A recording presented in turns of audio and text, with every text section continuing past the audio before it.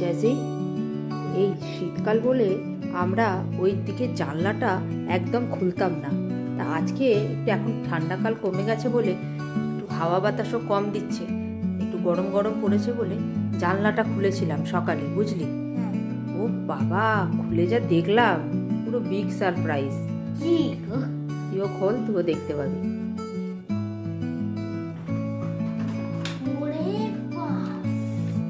এই দেখো বন্ধুরা, কি বলো তো, মরছে পাখির বাচ্চা, পাখির ছানা, ঘুঘুর ছানা। লোকে বলে ঘুঘু পাখি নাকি রাখতে নেই, কিন্তু একটা প্রাণ তো বলো, ওদের যদি এখান থেকে বার করে দিই কোথায় যাবে? এখানে বাসা বাঁধতে পারতো না। আমি ইয়েলো নেটটা বেশি দিন হয়নি লাগিয়েছি, আর ওরা একটা উপযুক্ত জায়গা পেয়ে গেছে, তাই জন্যই এইখানে।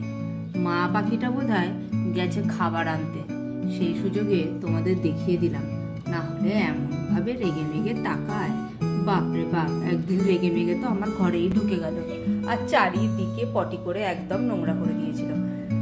এই দেখো বন্ধুরা, সারাদিন পাত্তা ছিল না, এই সন্ধে হয়েছে। এই দেখো মা পাখিটাকে এবার তোমাদের দেখাচ্ছি। দেখেছো এরম ডানা জুড়ে বাচ্চাগুলোকে একদম আড়াল করে বসে আছে, আর লেজটা দেখো না কোথায় দিয়েছে, আমি জানলাটাই ভালো করে বন্ধ করতে পারছি। টাটা।